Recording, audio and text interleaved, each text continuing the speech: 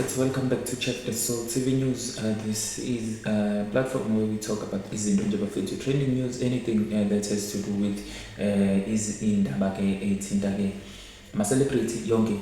So guys, namhlanje let's talk about into kahle kahle nje engiyibonile lapha ya. It's just a clip engizofike sidlalele yona, and then again we continue with i-discussion yethu noma ke uku-engage kuyona le clip le, just to talk about yona le clip. Ithinta kakhulu ke President Trump and Elon Musk. Nengane ke ka Elon Musk kade ke bevakashele laphana ke Mr. President wakhona laphana ke United States of America. Let's tune into this video. Let's check ukuthi ke bathini ke abantu ke ngayo le video. And the person who is helping him do that stood over Donald Trump in the White House today, thereby delivering a picture of presidential subservience, the likes of which we have never seen. The most powerless image of a president of the United States ever created by a camera. There it is. In that shot, Elon Musk is doing everything he possibly can to tell the world, without saying a word, that Donald Trump is not the boss of me. Donald Trump is the boss of the other adults in that shot, Stephen Miller and Will Scharf, and that's why they are following Donald Trump's lead on the dress code for the Oval Office, which is the same dress code that has existed for every previous president.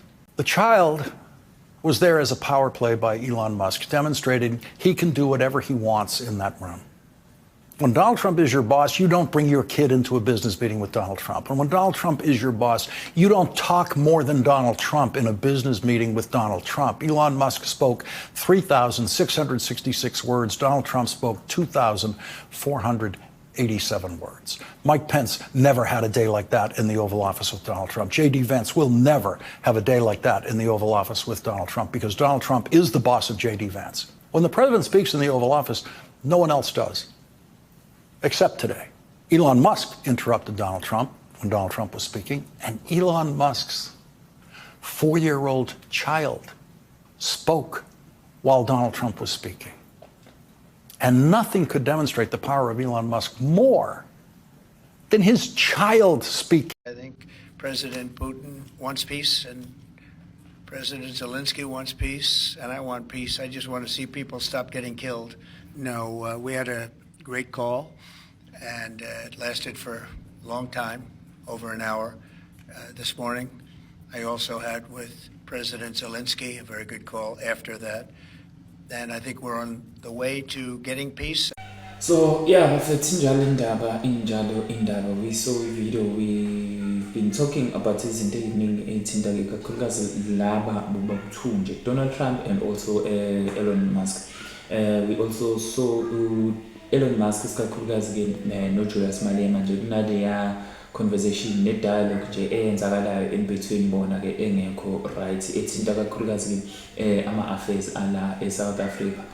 Yabo ngizokhuluma nje kakhulukazi ngendaba yomhlaba, yabo iyona into vele ke baxabanisayo kakhulu leyo, because ke kune AfriForum ke isolo ngokuthi ke ideliver indaba ke engekho, yabo mayelana nama policies ala eSouth Africa, ukuthi ke these policies agcindezela ke abantu abamhlophe ke ekuthatheni ke umhlaba back by abantu ke abamnyama. So kunemigudu ke suke ilandelelwa ngisho ekhona lawo amapolice lawo, but then ke kumele kulandelelwe ke ngendlela ke kune process ekumele kwenzeke ngayo lokho, akuvele nje kwenzeke. We all know izinto ke efana nalezo, and lezi zinto lezi zihlala izichazwa njalo even the president Cyril Ramaphosa wayichaza lezi zinto lezi.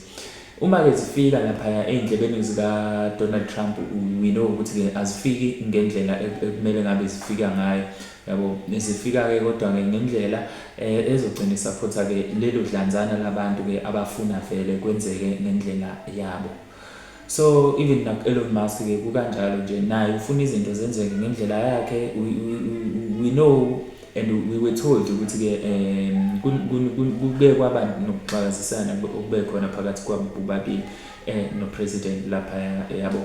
But then again, njengamanje into ke esdila nayo noma ke isikhuluma ngayo kakhulukazi ke ukunothisa ke especially behavior yengane towards upresident ohlonishwa ke umhlaba wonke ngizosho kanjalo because president wase-America is usually uhlonishwa ke umhlaba wonke yabo ngoba ke i-influence u-influential nje kakhulu ke emhlabeni ke uwonke because USA i-contribute kakhulu towards umnotho noma ke amanye ke ama-affairs athinta ke amanye ama-states especially the states that are still developing abafana nayo South Africa namanye ke akhona ke ama-African countries.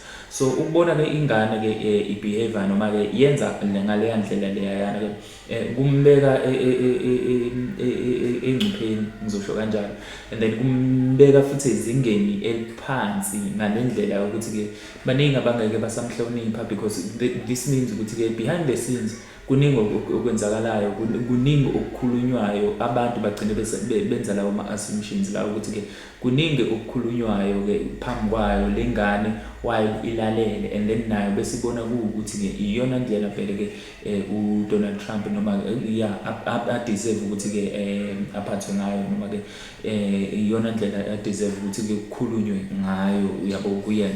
So this is what happened ke lapha in front of ama-camera njengoba ke kade kune ngizothi i-meeting between ke Elon Musk, a business meeting between yena amanye ama-stakeholders and also president of United States of America of which is Donald Trump. Imtshele nje indaba zakhe ingane ke kuningi bafethu and then kodwa ke kule video ke esiyibukile because I took this video from i-account lapha ke it's MSNBC. It's a broadcasting account le abantu bezindaba especially ke ngicathi ke abapheshe. So nalo ebenimuzwa uLawrence ubekhuluma ke lapha ke ngolokhungana ngoDonald Trump eksizweni ke uyena ke kakhulukazi ke uElon Musk entweni ke eyiningi uthi ke lapha ke the person helping Donald Trump / Federal Department Elon Musk so lapha ke uDonnell was analyzing what he calls Trump's most powerless image ever with Musk taking over the Oval Office. Kusho yena ke lapha ke insizwa lana ke uLawrence O'Donnell ekhuluma ke lapha yana nje naye analyzer ezenzela analysis yakhe mayelana nebehavior ke noma nobekwenzeka lapha ke Oval Office. So guys abantu bakhomentile bafethu besho ke izinto ke ezihlukahlukene regarding this behavior yona ke leya meeting ebikhona ke phakathi kwazo lezi insizwa. So la uthini kumthweni ke uClement uthi ke South Africa is controlling America ngokusho kwakhe lapha ke uFly Times passport uthi ke his son told Donald Trump you are not the president. Abantu ke bakubonile lokho that's what exactly happened. Lapha ke uthi nomunye even his kid didn't have a respect for Trump yabo. Uthini lapha ke Miss Jules uthi ke yes and little X telling him to shush his mouth priceless. So many comments I noticed ukuthi ke there was a bit of disrespect there by little X towards or directed to Donald Trump. Thomas Thomas Sangara was right. He who feeds you eventually controls you. Okay, into ke eshiwo ke abantu lapha ke most people abakhomentayo ke on this platform of which TikTok la ngithola khona ke leyona le video yakhe ke uO'Donnell lapha ke uLawrence analyzing the behavior by Elon Musk lapha ke ezindlini ke ezishamthetho sakhona lapha ke United States of America. So uMaria lapha ukuthi his child told Trump to shush. Most of the people ke bakunoticile lokho bafethu this is a very disrespectful moment by ingane ka Elon Musk of which ke kuyakhombisa vele ngokusobala ukuthi ke the most kahle powerful person lapha ke even ngisho ke kuthiwa ke uDonald Trump uyena ke uthathwa njenge president njengamanje but then the most powerful person lapha esimbonayo ukuthi ke okay fine uyena umuntu ke izinto eziningi ezithathelwa kuyena ama directions amaningi athathwa kuyena uyena ke uElon Musk of which kuningi okusithusayo nje even ngisho nasekuthenini ke president Trump athatheke isinqumo sokuthi ke manje usezokwazi ukusebenzisana ke namazwe lawa akade ke engewona ke ama allies akhe.